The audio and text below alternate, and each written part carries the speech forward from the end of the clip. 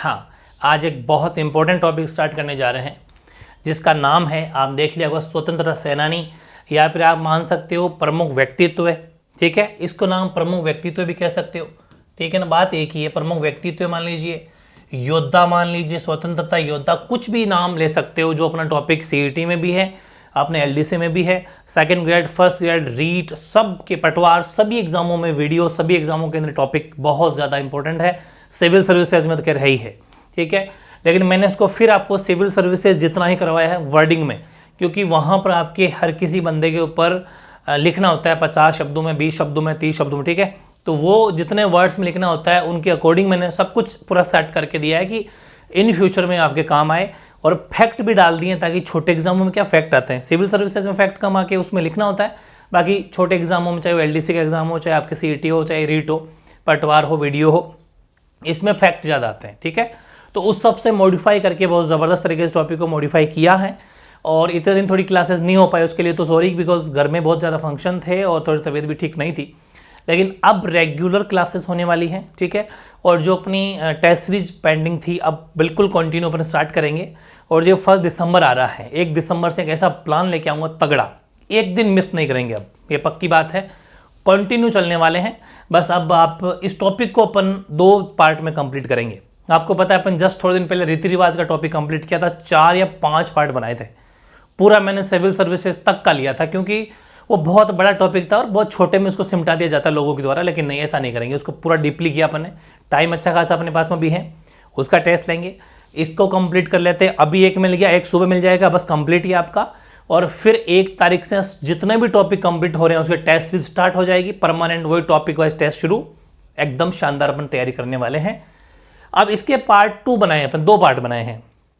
आज के पार्ट में अपन जानेंगे भोगीलाल पांड्या के बारे में पढ़ेंगे, हरिभा उपाध्याय, बालमुकुंद बिस्सा, रामनारायण चौधरी, नानाभाई खाट, गोकुलभाई भट्ट, गोकुल जी वर्मा, गोकुलाल लसावा, बलवंत सिंह मेहता, हीरालाल शास्त्री, गणेश लाल व्यास, जमनालाल बजाज, माणिक्यलाल वर्मा, जयनारायण व्यास, सागरमल गोपा, पंडित नरोत्तम जोशी, भूपेंद्र त्रिवेदी, रघुवर दयाल गोयल है ना, रामकरण जोशी, हरलाल सिंह खर्रा, साधु सीताराम दास, रमेश स्वामी, मोहनलाल सुखाड़िया, हरिभाई किंकर, अचलेश्वर प्रसाद शर्मा। इन इतने सारों के बारे में आज अपन जानने वाले, इन सब के बारे में। ठीक है, और इतने सारे आज पढ़ लेंगे, इतने ही सारे अपन पार्ट 2 में पढ़ लेंगे, तो कंप्लीट हो जाएगा, सिलेक्टेड है। इन सब बाहर कुछ भी नहीं जाएगा, ढंग से पढ़ लेना। हालांकि लेवल ये भी ज़्यादा है, लेकिन हमारे पास टाइम है तो आराम से इनको याद अपन करेंगे। ध्यान रखें, एक एक चीज़ को बड़े ध्यान से आपको सुनना है। एग्जाम में क्वेश्चन कैसा आता है उसके बारे में बताता रहूँगा बीच बीच में, तो ध्यान से सुनना है। बात करते हैं सबसे पहले भोगीलाल पांड्या के बारे में। बहुत ज़्यादा क्वेश्चन आपके यहाँ पर आते हैं। पहली बात तो जन्म कहाँ पर हुआ, सबसे इंपॉर्टेंट क्वेश्चन यही बन जाता है। ठीक है, ऐसी चीज़ें आपको विशेष तौर पे ध्यान देनी है कि बर्थ जो पूछा जाता है, बर्थ प्लेस पूछा जाता है, किस जगह इनका जन्म हुआ या फिर इनका संबंध कहाँ से है। तो भोगीलाल पांड्या डूंगरपुर। ठीक है, और आपको बताइए डूंगरपुर बांसवाड़ा ये बागड़ का क्षेत्र है।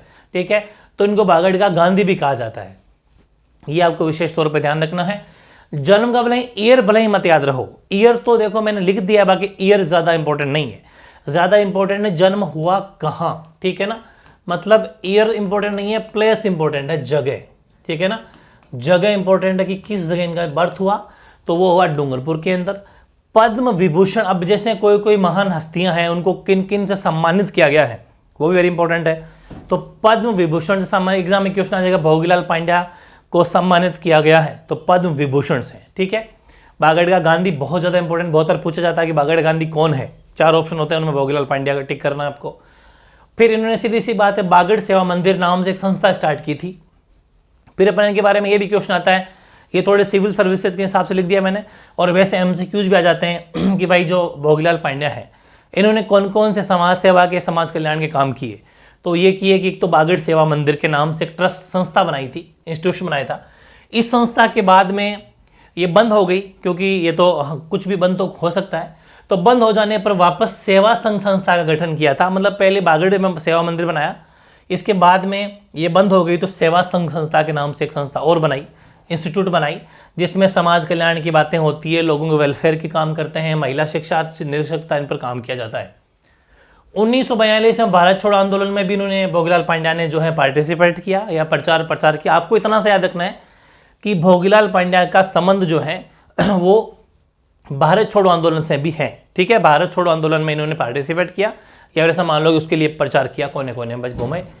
1948 में डूंगरपुर रियासत भी राजस्थान संघ में, आपको पता है राजस्थान संघ अपना राजस्थान एकीकरण का दूसरा चरण, ठीक है। राजस्थान संघ बोल दो चाहे पूर्वी राजस्थान बोल दो, पूर्व राजस्थान, बाबू की झाड़ू को परसाटो।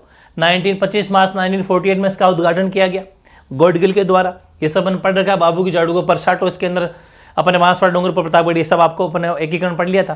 तो राजस्थान संघ में मिल गई थी डूंगरपुर रियासत 1948 में, ठीक है, जिसका उद्घाटन राजस्थान संघ से हमारा एकीकरण का सेकंड चरण है, वो सब अपन पढ़ चुके।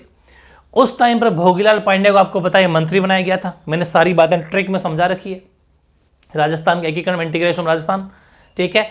तो ये भी ध्यान रखें कि जब इनको इस रियासत को राजस्थान संघ में मिलाया था तो भोगीलाल पांड्या को मंत्री बनाया गया था, ठीक है। आदिवासियों में, अब आदिवासी बेसिकली देखो ये बागड़ क्षेत्र जो डूंगरपुर बांसवाड़ा वाला जो क्षेत्र है वो आदिवासी, आपको पता है ट्राइबल जोन है पूरा। यहाँ पर लगभग आदिवासी लोग निरक्षर हैं, कम पढ़े लिखे हैं, तो इसलिए भोगीलाल पांड्या ने निरक्षरता उन्मूलन एवं राजनीतिक चेतना, हरिजनों को मंदिर प्रवेश और उत्तरदायी शासन की स्थापना करवाई थी, ठीक है। हरिजन को मंदिर प्रवेश पर पाबंदी थी, उनको एंट्री करवाई। उत्तरदायी शासन का मतलब है आपको बताइए कि यहाँ पर राजाओं का रास्ता जो खत्म करके आपको बताइए वो अपन पढ़ चुके। निरक्षरता उन्मूलन का मतलब है साक्षरता लाना है, निरक्षर को मतलब पढ़ाई लिखाई करवाने के लिए कुछ स्कूलें खोलना है। और राजनीतिक चेतना, भाई लोगों को जागृत किया कि राजाओं का राज इस तरीके से वो बेटा जो चल रहा है सिस्टम ये सही नहीं है, हमें डेमोक्रेसी लानी चाहिए। और अपने हिसाब से लोग, आप भी पढ़ लिख के आगे आ सकते हो, राजनीति में पार्टिसिपेट कर सकते हो। और आपको पता है आजकल तो हर वर्ग को, चाहे ST SC किसी भी वर्ग का हो, BC जनरल, सभी कैटेगरी, आदिवासी सभी के लिए अलग से हैं, आपको पता रिजर्वेशन है, आरक्षण है, और राजनीति में भी। तो सब कुछ वो सिस्टम है ही, ये इन्हीं लोगों के प्रयास थे। और ये जो भोगीलाल पांड्या, माणिक्यलाल वर्मा, हीरालाल शास्त्री, जयनारायण व्यास, आपको पता है ये सब हमारे मुख्यमंत्री, ये जयनारायण व्यास से, हीरालाल शास्त्री की बात करूँ मैं तो मनोनीत मुख्यमंत्री बने थे। इससे पहले एकीकरण के टाइम पर माणिक्यलाल वर्मा प्रधानमंत्री रह चुके, फिर जयनारायण व्यास, इन सब के टाइम पर ये जो है मंत्रिमंडल मतलब मंत्री रह चुके हैं। एग्जाम में क्वेश्चन आ जाए कि जो भोगीलाल पांड्या हैं वो किन के कार्यकाल या किन के टेन्योर के टाइम पर मंत्री रहे, तो माणिक्यलाल वर्मा के टाइम पर, हीरालाल शास्त्री के टाइम पर और जयनारायण व्यास के टाइम पर। फिर आपको पता है सुखाड़िया आज तक के सबसे ज़्यादा मुख्यमंत्री राजस्थान के रह चुके हैं। अगर गहलोत साहब इस बार आ जाते हैं तो हो सकता है रिकॉर्ड टूट जाए, ठीक है। तो मोहनलाल सुखाड़िया जब मुख्यमंत्री थे तो ये भी 2 बार उनके कार्यकाल में मंत्री रह चुके हैं, ठीक है। सुखाड़िया के टाइम पर भोगीलाल पांड्या 2 बार मंत्री रह चुके हैं। तो ये सब बातें सीधे सीधे क्वेश्चन आते हैं, इनसे बाहर नहीं जाएगा, प्रॉपर तरीके से लिखना है, हाथों हाथ याद करना है। थोड़ा वक्त लगेगा बिकॉज थ्योरी है, लेकिन जब टेस्ट होगा तो आपको अपने आप से रिवाइज हो जाएगा, ठीक है। अगला क्वेश्चन है हरिभाऊ उपाध्याय के बारे में। सर्वोदय के नाम से फेमस, एज लाइक इनका टाइटल मान लीजिए सर्वोदय। जन्म कहाँ पर हुआ? Gwalior MP, important question. लेकिन कर्म भूमि राजस्थान, बेसिकली अजमेर, ये ध्यान रखना। देखो जन्म ग्वालियर MP में हुआ है, लेकिन कर्म भूमि काम बेसिकली पूरा का पूरा राजस्थान, अजमेर, बेसिकली अजमेर वाला जो जोन बेल्ट है, तो राजस्थान अजमेर कर्म भूमि रही है इनकी, ठीक है। इसलिए अपन राजस्थान के अंदर इनको पढ़ रहे हैं, वरना MP में जन्म हुआ तो राजस्थान के व्यक्तित्व या राजस्थान के योद्धाओं में क्यों पढ़े, समझ में आ गई। लेकिन कर्म भूमि राजस्थान में रही इसलिए पढ़ रहे हैं, ठीक है। वैसे तो सचिन पायलट भी UP के हैं, लेकिन वो राजस्थान में अगर पार्टिसिपेट कर रहे हैं, यहाँ राजनीति में पार्टिसिपेट कर रहे हैं तो उनको पढ़ना पड़ेगा इन फ्यूचर, ठीक है, वो बात है। तो जन्म से नहीं फर्क पड़ता, कर्म भूमि इनकी राजस्थान रही है। औदुंबर, ये क्वेश्चन आया हुआ है। औदुंबर नामक इन्होंने एक मासिक पत्रिका और सरस्वती का संपादन इन्होंने किया था, दोनों ही पत्रिकाएं हैं। आपको इतना सा याद रखना है कि औदुंबर और सरस्वती नामक जो भी पत्रिकाएं थी इनका इन्होंने संपादन किया, एडिटिंग की, ठीक है, एडिटिंग की, ये एडिटर थे ये समझ लीजिए, ठीक है ना। तो इनका एडिटिंग की इन्होंने। फिर महिला शिक्षा को बढ़ावा देने के लिए 1927 में अजमेर के अंदर महिला शिक्षा सदन और समाज सेवा के लिए गांधी आश्रम और गांधी सेवा संघ की स्थापना इन्होंने अजमेर के अंदर की, ठीक है। ये क्वेश्चन सीधे सीधे आएंगे कि गांधी आश्रम है, गांधी सेवा संघ है, या फिर महिला शिक्षा सदन अजमेर के अंदर किन के द्वारा स्थापित किए गए, तो यह हरिभाऊ उपाध्याय, क्योंकि इन कर्म भूमि अजमेर रही है, बेसिकली मैंने आपको पहले कह दिया था। और सस्ता साहित्य मंडल 1925 के अंदर इनकी स्थापना भी इन्हीं के द्वारा की गई। सस्ता साहित्य मंडल 19, ईयर भले ही मत याद रहो, मैं कह रहा हूं वापस आपको कि ये ईयर भले ही ना याद रहो, लेकिन ये नाम मत भूल जाना, ठीक है ना, ये याद रखना है। फिर उन्हीं के नेतृत्व में अजमेर में नमक कानून का उल्लंघन किया गया। क्योंकि गांधी, आपको नाम से ही पता चल रहा होगा कि गांधी आश्रम, मतलब ये गांधी के बहुत ज़्यादा परम मित्र थे, गांधी से प्रभावित थे, तो गांधी जी जैसा करेंगे वैसा ये करते थे। अजमेर के अंदर नमक कानून का उल्लंघन किया, मतलब नमक कानून को तोड़ा जैसे गांधी जी ने तोड़ा, वैसे ही अतः उन्हें 2 वर्ष की सजा भी, अंग्रेजों का राज था, नमक कानून तोड़ेंगे उनको सजा होगी, तो 2 वर्ष की सजा इनको हुई। खैर अपन को इतना सा याद रखना है कि अजमेर में नमक कानून तोड़ने वाले व्यक्ति कौन थे? हीरालाल उपाध्याय। 1952 में अजमेर के मुख्यमंत्री बने। जब पहला आम चुनाव हुआ 1952 में, तो अजमेर के मुख्यमंत्री कौन बने? हरिभाऊ उपाध्याय। लिखवा चुका मैं, बिल्कुल लिखवा चुका सीएम के पद में, मतलब चैप्टर में। 1966 में पद्मश्री मिला इनको, और 25 तक 1972 को इनका निधन हो गया। निधन भी कोई खास इंपॉर्टेंट नहीं होता, लेकिन हाँ ये बाकी सब इंपॉर्टेंट है, आपको ध्यान रखना है, बहुत ज़्यादा इंपॉर्टेंट, हाथों हाथ आपको याद भी हो गया होगा। बाल मुकुंद बिस्सा, लिंग मारवाड़ जोधपुर से, वैसे डीडवाना ये पूरा क्षेत्र मारवाड़ में पड़ता है। डीडवाना ये जो, अब तो डीडवाना खुद एक डिस्ट्रिक्ट ज़िला बन गया, वैसे ये पहले जो पास्ट है वो नागौर में आता था, ठीक है, ये आप जानते होंगे। वैसे अब डीडवाना खुद, डीडवाना और कुचामन जिले बन चुके हैं, लेकिन पहले की बात बता रहा हूँ। तो राजस्थान का जतिनदास, सबसे इंपॉर्टेंट क्वेश्चन तो बस यही है, जो हज़ारों मतलब 50 बार कम से कम आ चुका होगा। राजस्थान का जतिनदास बाल मुकुंद बिस्सा, इनको राजस्थान का जतिनदास कहा जाता है। जन्म 1908 ईस्वी में डीडवाना के अंदर, डीडवाना नागौर वाला, ठीक है। इन्होंने नागौर में चरखा संघ, ये भी गांधी से प्रभावित थे, ठीक है, बाल मुकुंद बिस्सा भी गांधीवादी हैं। तो चरखा संघ और खादी भंडार, आपको पता है कि हम गांधी जी ने कहा था कि मतलब अपना जो स्वदेशी सिस्टम चलाया था, तो मतलब हम खुद क्यों उन अंग्रेजों के बने बनाए कपड़े क्यों खरीदें, हम खुद चरखे से मतलब काटे, चरखा काटें, सूती वस्त्र बनाएं और खुद पहने। तो चरखा संघ और खादी भंडार की स्थापना नागौर के अंदर बाल मुकुंद बिस्सा ने की थी। जोधपुर में जवाहर खादी भंडार की स्थापना की थी। 1942 में श्री जयनारायण व्यास के नेतृत्व में शुरू हुए जन आंदोलन के दौरान श्री बिस्सा को 9 जून 1942 को भारत रक्षा कानून के अंतर्गत बंदी बनाकर जेल में डाल दिया गया था। यह भी आपको याद रखना है। 1942 में जयनारायण व्यास, आपको पता ही है, उनके नेतृत्व में बाल मुकुंद बिस्सा को 1942 के अंदर जो है इनको जेल में डाल दिया गया था, बाल मुकुंद बिस्सा को। और इन्होंने जेल के अंदर भूख हड़ताल की थी, इनके भूख हड़ताल इन्होंने जेल में की 1942 को, 19 जून को। और भूख हड़ताल करी, उस टाइम पर सुनवाई नहीं हुई, और ये भूख हड़ताल में तबीयत इतनी बिगड़ गई कि जो ये हैं शहीद हो गए, ठीक है।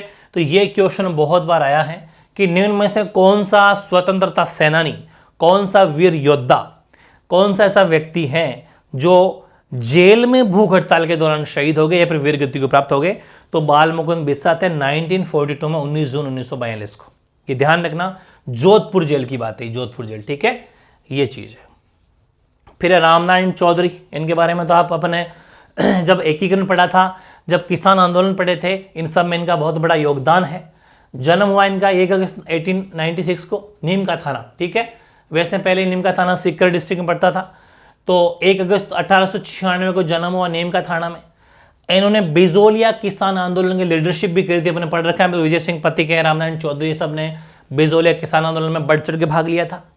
1919 में उनकी केसरी सिंह बारहट और विजय सिंह पथिक से मुलाकात हुई तथा उन्हीं के साथ एक साप्ताहिक मतलब वीकली राजस्थान केसरी, इसका संपादन करने लगे। कौन? रामनारायण चौधरी, बिल्कुल। और इनके सहयोग से वर्धा जगह पड़ती है एमपी में, महाराष्ट्र में पड़ती है शायद, है ना, हाँ ठीक है।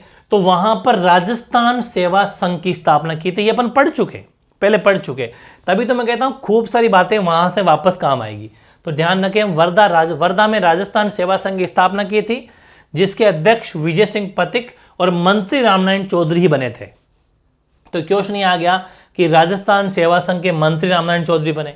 एक वीकली साप्ताहिक ये जो मतलब पत्रिका चलाते थे राजस्थान केसरी, उनका संपादन भी इन्होंने किया था, ये बात है। बिजोले किसान आंदोलन का नेतृत्व भी इन्होंने किया था, ये क्वेश्चन बनता है। बिजोले किसान का नेतृत्व, जन्म नेम का थाना, और राजस्थान केसरी का संपादन, और राजस्थान सेवा संघ के मंत्री, 4 क्वेश्चन बनते हैं। 5वां क्या बनता है? अजमेर। फिर आपको पता है कि वर्धा से इसको 1920 में आपको पता अजमेर ले आए थे। तो 1920 में राजस्थान सेवा संघ का मुख्यालय इन्होंने क्या स्थापित कर दिया था?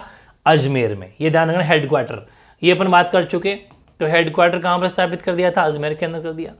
अजमेर से नवीन राजस्थान नामक दूसरा, ये तो पहला था, दूसरा साप्ताहिक पत्र का संपादन करने लग गए अजमेर से ही। वहाँ पर हेडक्वार्टर बना लिया, ऑफिस अपना तगड़ा बना लिया, सेट कर लिया।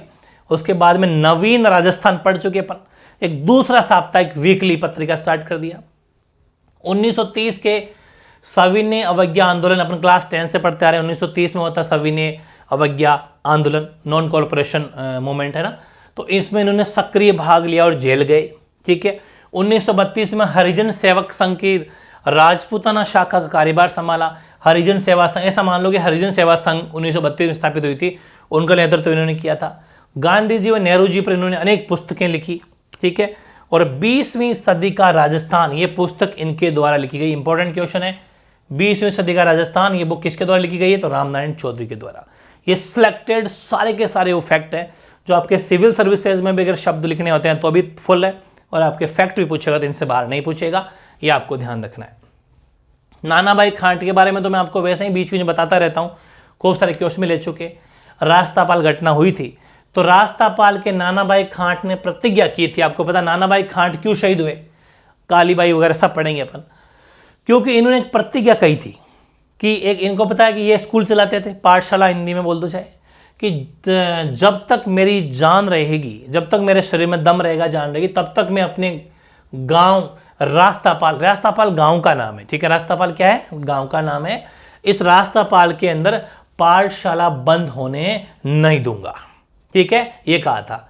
और इस निर्णय की जानकारी जब जागीरदार ने रियासत को दी कि साहब वो तो बिल्कुल हट पकड़ के बैठ गया कि चाहे कुछ भी हो जाए, क्योंकि लोग अंग्रेज वगैरह ये राजा वगैरह ये चाहते थे कि लोग पढ़े नहीं, पढ़ लिख जाएंगे तो समझदार हो जाएंगे, फिर जो है हमारी बातें जो अपन उल्लू बना देते हैं, क्योंकि जो अनपढ़ लोग होता है उल्लू जल्दी बन जाता है, पढ़े लिखे लोग उल्लू नहीं बनते, वो सिस्टम जान जाएंगे फिर, इसलिए पढ़ाना लिखने का काम ज़्यादा नहीं करने देते थे। लेकिन जैसे मुझे पता चला कि ये कह रहा है कि मैं पाठशाला बंद होने नहीं दूंगा, तो फिर इन्होंने जागीरदार ने रियासत को दी, तो पुलिस पाठशाला को जबरन बंद कराने, तो पुलिस आ गई और पाठशाला को बंद कराने के लिए 19 जून 1947 को रास्तापाल पहुंच गई। ठीक है, रास्तापाल पहुंच गई और कहा कि नहीं साहब बंद करो इसको, तो बंद नहीं की। तो 19 जून 1947 को पुलिस ने नाना भाई खाट की हत्या कर दी, गोली चला दी थी। ठीक है, 19 जून की बात है ये। तो ये भी क्वेश्चन पूछा जाता है कि रास्तापाल घटना कब हुई, तो 19 जून 1947 को। ठीक है, नाना भाई खाट को गोली मार दी थी। और उसी दिन आपको पता, अपने अध्यापक सेंगा भाई, इनके साहब एक टीचर और थे सेंगा भाई। ठीक है, तो सेंगा भाई की भी जान बचाने के लिए एक 13 वर्षीय बालिका थी, आपको पता है, काली बाई, उनको रियासती सैनिकों द्वारा गोली मार दी गई थी।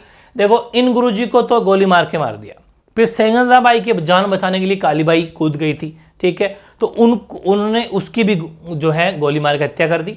ठीक है, 13 वर्षीय बालिका को। और 21 जून 1947 को काली बाई की मृत्यु हो गई थी। 1-2 दिन बाद में वो मतलब शहीद हो गई। वो भी एक तरीके से शहीद का दर्जा दिया जा सकता है। इस हिसाब से ये कुछ बातें थी नाना भाई खाट की। संबंध आपको पता ही है कि रास्तापाल घटना से संबंध इनका है। तो रास्तापाल घटना मैंने आपको पहले भी लिखवा चुका, खैर 19 जून 1947। ठीक है, ये चीज़ें अपन को याद रखनी है। फिर गोकुलभाई भट्ट को राजस्थान का गांधी, ठीक है, ये वेरी इंपॉर्टेंट है। गोकुलभाई भट्ट को राजस्थान का गांधी कहा जाता है। ये सीधे सीधे क्वेश्चन, राजस्थान का जतिन दास है, राजस्थान का गांधी, जितने भी मैंने लिखवाए आपको सीधे सीधे क्वेश्चन आएंगे। जन्म हातल गांव सिरोही, मेन चीज यही है। और अपन जब एकीकरण पढ़ रहे थे तो मैंने कहा था ना कि एकीकरण के टाइम पर जो 6ठा और 7वां चरण हुआ था, तो 6ठे चरण में राजस्थान को हातल गांव दे दिया गया था। तो फिर लोगों ने उसका बहुत ज़्यादा विरोध किया।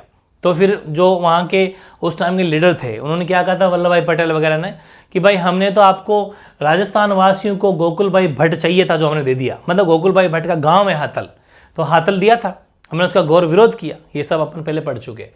गांधी जी के रचनात्मक, हालांकि विरोध इसलिए किया कि सिर्फ हातल गांव ही दिया गया, हमें पूरा चाहिए था, सिरोही, माउंट आबू वगैरह सब चाहिए।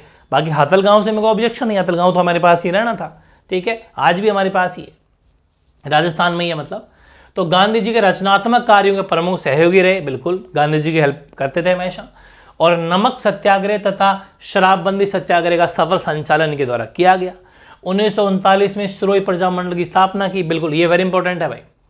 सिरोही प्रजामंडल की स्थापना जो है गोकुलभाई भट्ट के द्वारा की गई 1939 में, वेरी इंपॉर्टेंट है।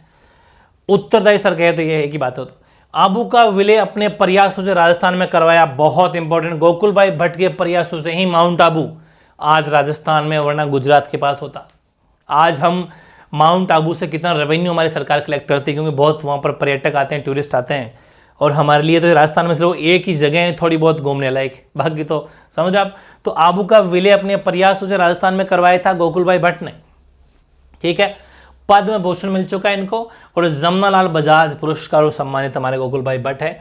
ये सारे इंपॉर्टेंट फैक्ट है, बहुत ज़्यादा, जो छठे चरण में इनके बारे में पढ़ चुके अपन, वेरी इंपॉर्टेंट क्वेश्चन। अगला है गोकुल जी वर्मा, शेर ए भरतपुर, ठीक है। गोकुल जी वर्मा को शेर ए भरतपुर कहा जाता है। सीधे सीधे क्वेश्चन पुटअप होगा। भरतपुर रियासत के स्वतंत्रता संघर्ष काल में भीष्म पितामह है, ठीक है।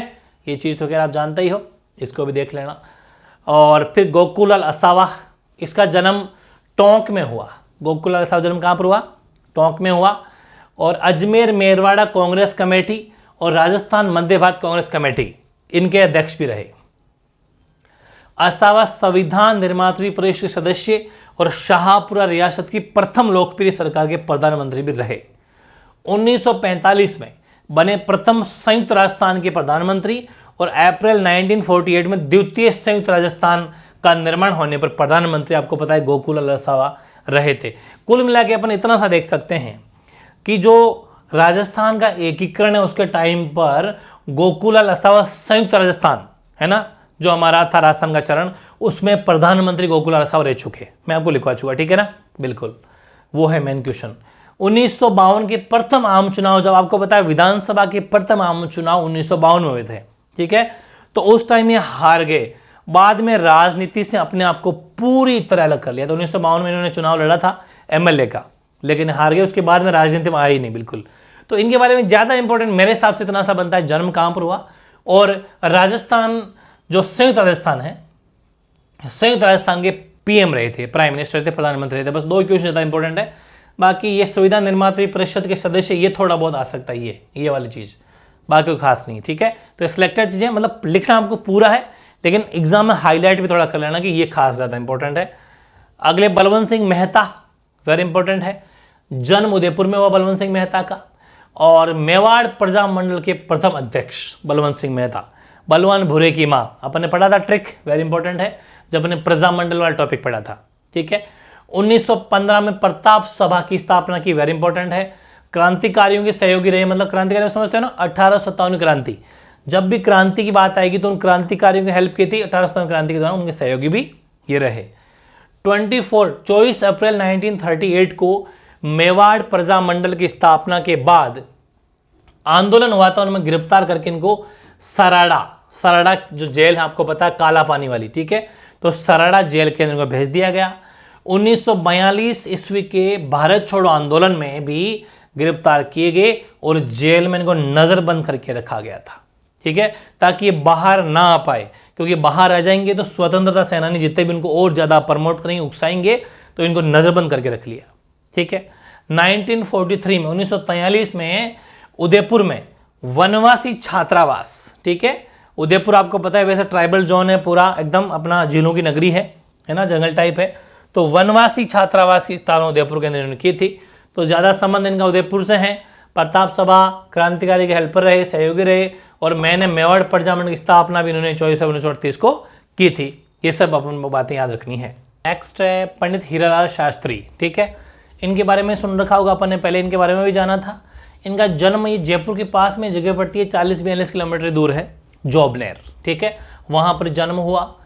राज्य में जन जागृति के पुरोधा तथा राज्य के पहले मुख्यमंत्री। देखो पुरोधा का मतलब कोई अलग से वर्ड नहीं है, ऐसा मान लो कि जन जागृति, जनता में जागृति फैलाने वाले युवा व्यक्ति, ठीक है, और ये मुख्यमंत्री भी रहे पहले, ठीक है, राज्य के पहले मुख्यमंत्री हीरालाल शास्त्री रहे थे, अपन को बताई है।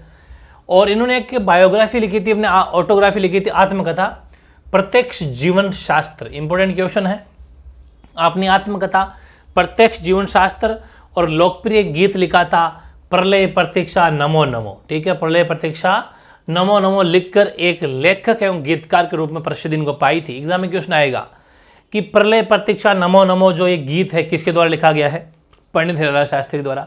राज्य के पहले मुख्यमंत्री हीरालाल शास्त्री। हीरालाल शास्त्री का जन्म कहाँ पर हुआ? जयपुर। जयपुर भी आ सकता है तो जोबनेर भी आ सकता है, दोनों भी आप उनको याद करना है। और ये जो है पंडित जी है, पंडित जी आ गया, पंडित है ये, ठीक है। पंडित जी ने 1935 में जीवन शिक्षा कुटीर जो है उनके नाम से वनस्थली में शिक्षण संस्थान बनाया, जो वनस्थली विद्यापीठ, देखो ये जयपुर के अंदर ही है वनस्थली विद्यापीठ, जो स्पेशली महिला शिक्षा के लिए है, बहुत ज़्यादा महिला शिक्षा सिर्फ गर्ल्स के लिए है वनस्थली। और इनको रूप में वनस्थली विद्यापीठ बनाई थी इन्होंने, और वनस्थली विद्यापीठ के रूप में तब से ही कार्यरत है, जो भारत में महिला शिक्षा का मुख्य केंद्र है। मतलब ये वनस्थली विद्यापीठ पूरे भारत में है, सब जगह वनस्थली विद्यापीठ आपको मिल जाएगी, जहाँ पर बेसिकली महिलाओं को सिर्फ और सिर्फ महिलाओं का प्योर गर्ल्स कॉलेज है एक तरीके से, ठीक है। इनको बहुत एक सरकारी गवर्नमेंट ही एक तरीके से, बहुत कम खर्चे में वनस्थली विद्यापीठ में पढ़ा जा सकता है, बहुत अच्छी स्टडी होती है। और महिला की एजुकेशन को अच्छा बनाने के लिए वनस्थली विद्यापीठ जो पूरे भारत में हर जगह इनके सेंटर हैं, ये अपन जान चुके हैं इनके बारे में। उनकी स्थापना भी हीरालाल शास्त्री के द्वारा ही की गई। गणेश लाल व्यास उस्ताद के नाम से फेमस, ये कुछ इनके टाइटल हैं, मतलब उपाधियां हैं, वो भी याद रखनी है। जोधपुर मारवाड़ में जन्म हुआ। पुस्तिकाएं गरीबों की आवाज़, बेकसों की आवाज़, इंकलाब तराने, प्रशासन, ये ध्यान रखना, एक 3 बातें याद रखनी है, गरीबों की आवाज़, बेकसों की आवाज़ और इंकलाब तराने। ये भले ईयर मत याद रखो, ईयर का कोई ज़्यादा नहीं है, लेकिन हो जाए तो अच्छी बात है, 32, 40, 46, लेकिन नाम मत भूल जाना बुक्स के, ठीक है। एग्जाम में क्वेश्चन आएगा कि इंकलाब तराने किन के द्वारा लिखी गई पुस्तक है, ठीक है, ऐसा आ जाते हैं। हालांकि प्रशासन के द्वारा, सरकार के द्वारा इनको जब्त कर ली गई थी। जब तो करेंगे अपन सागरमल गोपा के बारे में पढ़ेंगे आगे, वीर योद्धा थे, तो जब्त उन्हीं की जाती है जो सरकार का ही कोटारा, मतलब उनकी कटाक्ष करे, उन्हीं की बुराइयां करे, और करनी पड़ेगी बुराई। जो ऐसे वीर योद्धा बहुत कम पैदा होते हैं जो सरकार से पंगा लेते हैं, ठीक है। सेठ जमनालाल बजाज के बारे में पढ़ते हैं नेक्स्ट। गांधी जी के 5वें पुत्र के नाम से फेमस, बहुत ज़्यादा इंपॉर्टेंट क्वेश्चन है, बहुत बार पूछा जाता है। गांधी जी के पुत्र के रूप में, 5वें पुत्र के रूप में फेमस या प्रसिद्ध है सेठ जमनालाल बजाज। सिक्कर में जन्म हुआ। अंग्रेजों को उनकी प्रदत्त राय बहादुर की उपाधि वापस लौटा दी थी, ठीक है। एक इतनी बड़ी उपाधि जो अंग्रेजों के द्वारा इनको मिली थी, लेकिन जब बात चली हमारे देश की अंग्रेजों को यहाँ से भगाने की, तब इन्होंने अपनी उपाधि या टाइटल वापस लौटा दी। तो इससे देश प्रेम का परिचय इन्होंने दिया कि वाकई देशभक्ति इनके दिल में कूट कूट के भरी हुई है, वरना लोग आपको पता है खिड़की वाली सीट नहीं देते, ये तो एक उपाधि है, ठीक है। तो ये बहुत बड़ी देशभक्ति का परिचय इन्होंने यहाँ पर दिया। इस भामाशाह थे, सीधी सी बात है, गांधी जी बेसिकली उन्हीं से ज़्यादा संबंध रखते थे जो बेसिकली भामाशाह होते थे। भामाशाह का मतलब है जो खूब दान किया करते थे। इन्होंने हमारे स्वतंत्रता संग्राम में भी और जितने भी आंदोलन हुए उन सब के अंदर खूब दान किया था, इसलिए भामाशाह थे। सेठ नाम, बेशक सेठ से पता चल जाएगा आपको, जमनालाल बजाज। तो इस भामाशाह ने अपनी सारी संपत्ति, सारी की सारी संपत्ति देश हित में लगा दी थी कि मुझे क्या करना, ठीक है। पूरा पैसा देश के हित में लगा दिया, परिवार मतलब समाज कल्याण में लगा दिया, सोशल वेलफेयर के लिए लगा दिया। सेठ जमनालाल बजाज, इंपॉर्टेंट क्वेश्चन है ये, गांधी जी के 5वें पुत्र। माणिकलाल वर्मा के बारे में पीछे डिस्कस कर चुके। जन्म बिजोलिया ठिकाना, ठीक है, उदयपुर बोल दो, चाहे मेवाड़ बोल दो, कुछ बोल दो, बिजोलिया के अंदर इनका जन्म हुआ। बिजोलिया के अंदर वहीं जन्म होगा तो सीधी सी बात है, बिजोलिया किसान पीजन मूवमेंट जो हुआ था, किसान आंदोलन जो हुआ था, उसमें पार्टिसिपेट करना बिल्कुल ऑफकोर्स। तो बिजोलिया किसान आंदोलन और मेवाड़ प्रजामंडल के मुख्य कार्यकर्ता थे ये। माणिकलाल वर्मा ने मेवाड़ अंचल बोल दो, चाहे अंचल बोल दो, इसका मतलब है मेवाड़ के जितना भी जगह पूरी मेवाड़ अंचल में बोल दो, राजस्थान अंचल, जयपुर अंचल, मतलब मेवाड़ अंचल का मतलब पूरा मेवाड़ क्षेत्र, अंचल का मतलब क्षेत्र है। पूरे मेवाड़ क्षेत्र में लोक जागरण का काम किया। स्वतंत्रता संग्राम एक ही बात है, दोनों मत पढ़ो। स्वतंत्रता संग्राम, शैक्षिक चेतना, सामाजिक आर्थिक सुधारों के लिए जीवन पर्यंत संघर्ष किया था, ठीक है। ये अपन माणिकलाल वर्मा के बारे में पढ़ चुके हैं, बहुत कुछ जान चुके हैं इनके बारे में। स्वतंत्रता संग्राम में पार्टिसिपेट किया, लोगों में जागृति पैदा की कि ये जितने भी हमें हमारे सिर्फ स्वदेशी रहना चाहिए, राजाओं के राज को हटाना चाहिए, उत्तरदायी सरकार की स्थापना करनी चाहिए, वो सब और जैसे किसान पीजेंट मूवमेंट हुआ था, किसान आंदोलन हुआ था, उस टाइम पर भी किसानों को अवेयर किया था। तो वो सब बातें अपन यहाँ पर देखी जिन पर संघर्ष किया। 1949 में 1949 में वे का मतलब माणिकलाल वर्मा संयुक्त राजस्थान के प्रधानमंत्री भी रहे थे, पीएम, ठीक है ना, बिल्कुल। संयुक्त राजस्थान जो अपन पढ़ चुके, संयुक्त राजस्थान हो चाहे राजस्थान संघ हो, सारे चरण अपन पढ़ चुके, ठीक है। तीसरा चरण अपना था और सन 1969 में इनका निधन हो गया, ठीक है। तो ध्यान रखें, राजस्थान एकीकरण का जो संयुक्त राजस्थान तीसरा जो चरण है उसके ये पीएम रह चुके हैं माणिक्यलाल वर्मा, ठीक है, ये भी याद रखना। जयनारायण व्यास जन्म 1889 के, कोई वो फर्क नहीं पड़ता। जोधपुर में जयनारायण व्यास का आपको पता है कि इनके नाम से विश्वविद्यालय भी है जयनारायण व्यास। तो राजस्थान विधानसभा के गठन से पहले और बाद में मुख्यमंत्री जयनारायण व्यास बने थे। आपको पता है कि मनोनीत सीएम जयनारायण व्यास थे, ठीक नहीं थे। उसके बाद में किस हिसाब से राजनीति करी थी, और आपको पता है किशनगढ़ वाले एक सीट खाली करवा के वापस हैं खड़े होके, है ना, वापस हैं जो है ये सीएम बने थे। पूरी मैंने स्टोरी बता रखी है जयनारायण व्यास। तो राजस्थान विधानसभा 1952 से पहले की बात है, उस टाइम पर भी यही सीएम थे। और उसके बाद में जैसे गठन हुआ उसके बाद में भी जो है दूसरे मुख्यमंत्री जयनारायण व्यास बन गए थे, टेकाराम पालीवाल को हटा के। समझ पा रहे हो ना, बिल्कुल वही चीज़ है। और 1927 में तरुण राजस्थान पत्र के संपादक रहे थे, एडिटर बने थे। और मारवाड़ सेवा संघ है, मारवाड़ लोक परिषद के जरिए जोधपुर में निरंकुश शासन समाप्त कर संवैधानिक एवं उत्तरदायी शासन की स्थापना कर 1951 से 54 तक राजस्थान के मुख्यमंत्री रहे थे। बिल्कुल कि एक उत्तरदायी शासन होना चाहिए, राजाओं का राज समाप्त होना चाहिए। इनके नाम का जोधपुर के अंदर विश्वविद्यालय भी JNU है ना, जय नारायण व्यास, ठीक है ना। तो JNU जय नारायण व्यास विश्वविद्यालय भी इनके नाम का जोधपुर के अंदर बना हुआ, आपको पता ही है। तो ये सब अपन ने पढ़ा इनके बारे में। मुख्यमंत्री राजस्थान के कब से कब तक रहे, इंपॉर्टेंट फैक्ट है, ये भी मत भूल जाना, इनके फैक्ट को याद रखना पड़ेगा। 51 से 54 तक राजस्थान के मुख्यमंत्री रहे। मारवाड़ सेवा संघ की स्थापना करी, मारवाड़ लोक परिषद की स्थापना करी, तरुण राजस्थान के संपादक रहे और विधानसभा के गठन के पहले और बाद में दोनों टाइम पर मुख्यमंत्री भी रहे। जोधपुर में इनका जन्म हुआ, ठीक है ना, ये ध्यान रखना, वेरी इंपॉर्टेंट है। शहर है जोधपुर है, शहर है मारवाड़ भी कहते हैं इनको। अगला है सागरमल गोपा। सागरमल गोपा देखो, सागरमल गोपा से बहुत ज्यादा क्वेश्चन आते हैं, रिपीट क्वेश्चन आते हैं, रिपीट, इसलिए Sagarmal Gopa very very important हो जाते हैं, ठीक है। इनके बारे में सबसे पहला फैक्ट तो यही कि जन्म कहां पर हुआ, तो जन्म हुआ जैसलमेर में। और उसके बाद में जो फैक्ट बनते हैं वो बनते हैं ये कि निम्न में से ये पुस्तक किनके द्वारा लिखी गई है, तो आज़ादी के दीवाने, जैसलमेर में गुंडा राज, रघुनाथ सिंह का मुकदमा, ये तीनों पुस्तकें मैं लिखवा चुका पहले भी। लेकिन जब अपने जैसलमेर का इतिहास पढ़ा था, जो मॉर्निंग 12 क्लास चलाई थी, याद है ना, बिल्कुल वहां पढ़ा चुका। तो तीनों पुस्तकें इन्हीं के द्वारा लिखी गई है, वेरी इंपॉर्टेंट है, ठीक है। और तीनों ही पुस्तकें राजाओं के या उस टाइम के जो शासन था उसके खिलाफ लिखी गई थी, जिनमें जैसलमेर राजशाही के काले कारनामों की लंबी सूची एवं कटु आलोचना की गई है इन तीनों बुक्स में। समझ पा रहे हो ना, जैसलमेर में जो राजा का शासन था, राजाशाही था उनकी, क्योंकि वो जनता पे क्रूरता दिखाता था, बहुत ज़्यादा जनता को परेशान करता था, उन सब के बारे में इनमें लिखा हुआ था, इसीलिए जेल में डाल दिया गया था, आपको पता है। और जेल में डाल के भयंकर तरीके से परेशान किया और इनको केरोसिन तेल डाल के जिंदा जला दिया गया था। तो इनको जेल में अप्रैल 1946 में इन पर तेल छिड़क कर आग लगा दी थी, जीवित जला दिया गया था। इतना मतलब क्रूर इस शासन जैसलमेर के अंदर हुआ था, जो कि बिल्कुल असहनीय है। तो ये थे हमारे सागरमल गोपा, वीर योद्धा, ठीक है। इंपॉर्टेंट बुक्स याद रखना और जन्म याद रखना, बस यहाँ से क्वेश्चन आता है।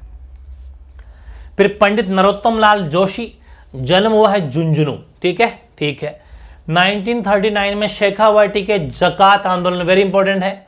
शेखावाटी पर पढ़ा था जब आंदोलन पढ़े थे, तो जकात आंदोलन जब हुआ था उसमें नेतृत्व इन्होंने किया था, जो जागीरदारों के, शोषित सी बात है, वैसे जितने भी आंदोलन होते हैं, मैं यहाँ पर लाइन ना भी लिखता तो भी चल जाता, क्योंकि जितने भी आंदोलन जो हुए हैं वो जागीरदारों के, सामंती सरकार के खिलाफ ही तो थे, किसानों के, किसान करते थे। तो क्वेश्चन ये आएगा कि जकात आंदोलन का नेतृत्व किया था तो पंडित नरोत्तम लाल जोशी, ठीक है। और संविधान निर्मात्री समिति का सदस्य भी रह चुके हैं नरोत्तम लाल जोशी, इंपॉर्टेंट है, जो अपन ने पहले भी पढ़ा था। और 1951 में उन्हें मंत्री बनाया गया और राजस्थान विधानसभा के अध्यक्ष भी रह चुके। ये वेरी इंपॉर्टेंट फैक्ट है, ठीक है, इसको विशेष तौर पे ध्यान रखना। राजस्थान विधानसभा के अध्यक्ष रह चुके और 1951 में मंत्री भी रह चुके, ठीक है, ओके। फिर भूपेंद्र त्रिवेदी बांसवाड़ा, तो बांसवाड़ा के अंदर जन्म हुआ। ये ब्रैकेट में जितनी बातें लिख रहा हूं उनका जन्म स्थान है।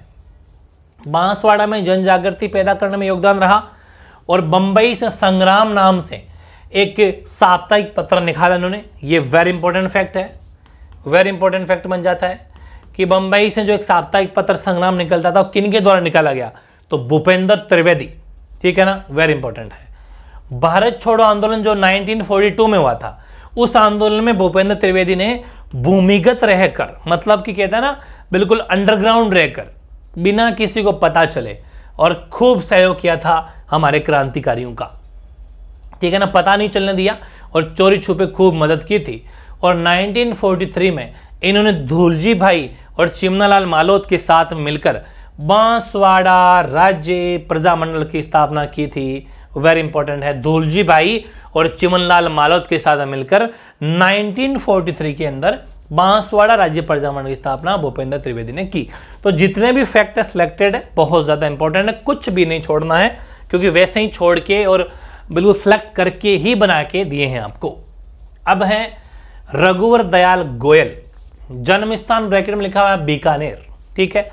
जुलाई 1942 में गोयल की अध्यक्षता में बीकानेर प्रजा परिषद इसकी स्थापना की गई।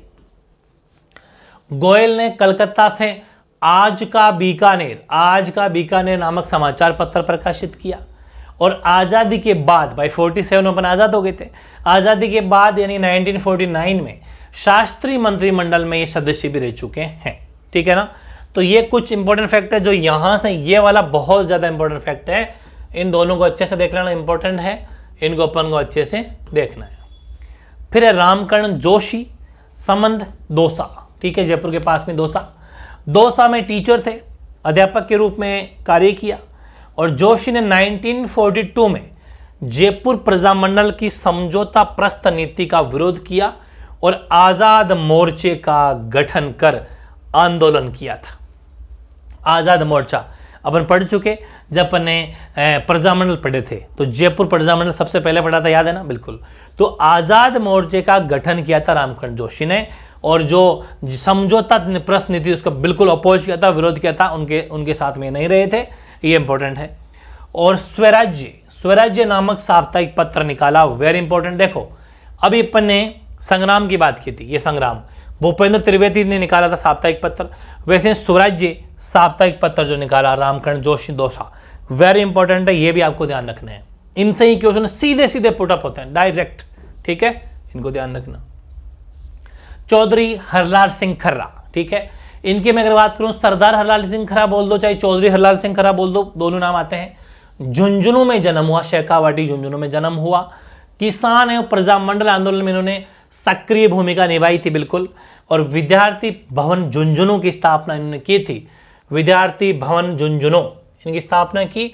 और राजनीतिक एवं सामाजिक गतिविधियों का मतलब सीधी सी बात है, यहाँ पर विद्यार्थी भवन बनाए थे झुंझुनू में, फिर वहां पर सामाजिक और राजनीतिक गतिविधियों का केंद्र बना।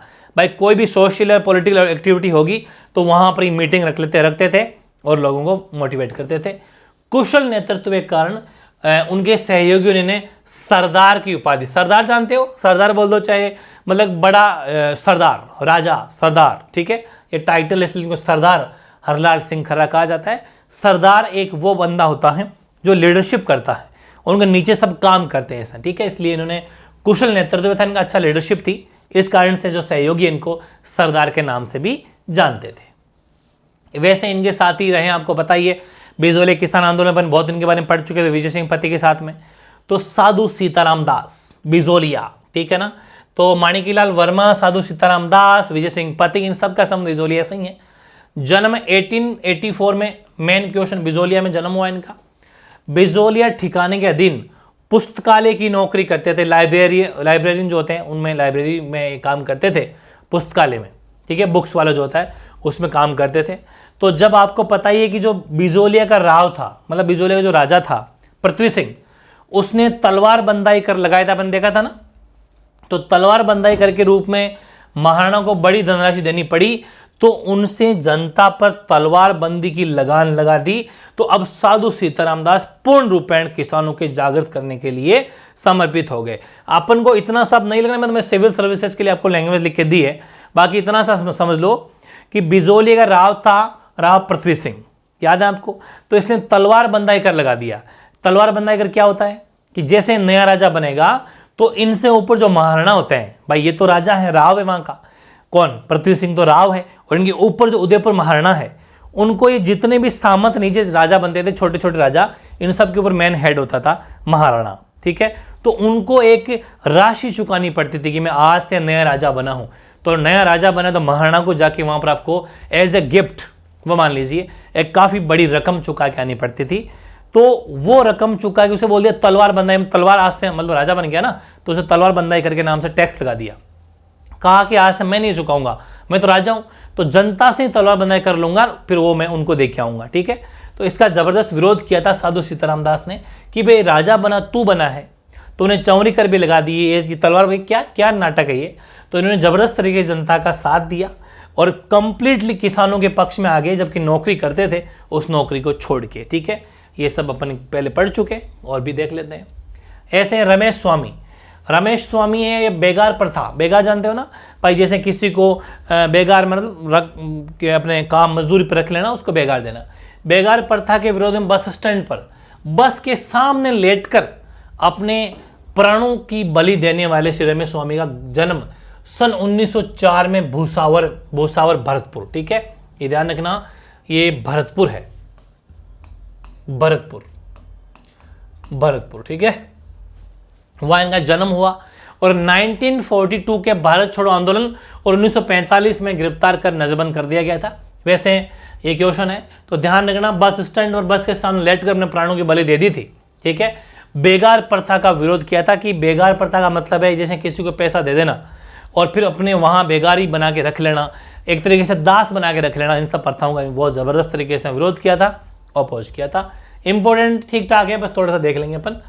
फिर है मोहनलाल सुखाड़िया, इंपॉर्टेंट है, सबसे इंपॉर्टेंट पहली बात तो ये राजस्थान के आधुनिक निर्माता, ठीक है। अब भाई गहलोत साहब रिकॉर्ड तोड़े तो तोड़े, बाकी मोहनलाल सुखाड़िया आज तक के सबसे लंबे समय तक मुख्यमंत्री, 16 साल का रिकॉर्ड इनके नाम है, ठीक है। सुखाड़िया 1938 में श्रीमती इंदु बाला के साथ अंतरजात, पहली बात तो ये कि ये मोहनलाल सुखाड़िया सामने कैसे आए, तो सामने आए शादी करके, अंतरजातीय विवाह कर लिया था इन्होंने, ठीक है ना भाई। जैसे अपने यहाँ पर क्या सिस्टम है, आज भी है, आज तो खैर वैसे भी काफ़ी चेंजेस हो गया, लेकिन पहले के ज़माने में अंतरजातीय विवाह कर लेना बहुत बड़ी चीज़ होती थी। कोई मतलब लाखों करोड़ों में कोई एक आधा कोई मुश्किल से मिलता था, और वो सुखाड़िया थे। तो ये सामने कैसे आए, तो इनकी शादी, कोई तो कहता ना शादी बर्बादी नहीं, इनकी तो शादी, इनको तो मतलब आबाद कर दिया, न्याल कर दिया बिल्कुल। कैसे कि श्रीमती इंदु बाला से इन्होंने अंतरजातीय विवाह किया था। तो रूढ़िवादी प्रदेश है, बहुत पुरानी परंपराओं से कि नहीं ऐसा थोड़ी होता है, ये तो बहुत ज़्यादा अलग, मतलब क्या बोलते हैं उसको, अपने उसका कुल का नाश कर दिया, अपनी जाति, वो सब समझते हो आप। तो रूढ़िवादी प्रदेश में तहलका मचा दिया था इंदु बाला से शादी करके, अंतरजातीय विवाह करके, ठीक है। तब से भाई ऐसा खबरें चली कि एक आदमी ऐसा अंतरजातीय विवाह कर लिया, कौन कौन कौन, ऐसा करके आगे निकले वो, ठीक है। तो मेवाड़ और भूतपूर्व राजस्थान और बृहद राजस्थान, इनमें मंत्री रहे। उसके बाद में सन 1954 में वे राजस्थान के मुख्यमंत्री बन गए और इस पद पर सन 1971 तक रहे, ठीक है। वो अपने पढ़ रखा है मोहनलाल सुखाड़िया कब कब कब सीएम रहे, वो सीएम का पार्ट है, ठीक है। इसके बाद वे कर्नाटक, आंध्र प्रदेश और तमिलनाडु के गवर्नर का मतलब है राज्यपाल भी रहे, ये भी इंपॉर्टेंट क्वेश्चन है। और 1980 में उदयपुर में लोकसभा के सदस्य का मतलब है एमपी, मेंबर ऑफ पार्लियामेंट भी रहे। और 1981 में इनका निधन हो गया और इनके नाम की सुखाड़िया विश्वविद्यालय, ठीक है, मोहनलाल सुखाड़िया विश्वविद्यालय आपको पता है उदयपुर में इन्हीं के नाम है ना, इन्हीं के नाम पर उदयपुर में विश्वविद्यालय मोहनलाल सुखाड़िया, इनके नाम से यूनिवर्सिटी आज भी है जो जबरदस्त तरीके से चल रही है। सुखाड़िया थे सबसे अधिक सर्वाधिक समय तक मुख्यमंत्री रहे, वो अपन खैर जानते ही हैं। इंपोर्टेंट क्वेश्चन ये आधुनिक राजस्थान के निर्माता। अब हैं हरिभाई किंकर। हरिभाई किंकर चित्तौड़ की सीधी सी बात है, जन्म चित्तौड़ में हो गया, तो चित्तौड़ की विद्या प्रचारिणी सभा के कार्यों से जुड़े तथा गांव गांव में घूमकर साक्षरता का प्रचार कि भाई पढ़ लिख लो रे, पढ़ लिख लोगे तो फायदा रहेगा, जिंदगी सफल हो जाएगी। तो पढ़ने लिखने के लिए साक्षरता का प्रचार प्रसार इन्होंने जबरदस्त तरीके से हरिभाई किंकर ने चित्तौड़ में किया था। राजस्थान सेवा संघ के आजीवन सदस्य रहे। आज राजस्थान सेवा संघ आपको पता है रामनारायण चौधरी वाले जो अजमेर में हेडक्वार्टर ले आए थे वर्धा से, वही राजस्थान सेवा संघ है।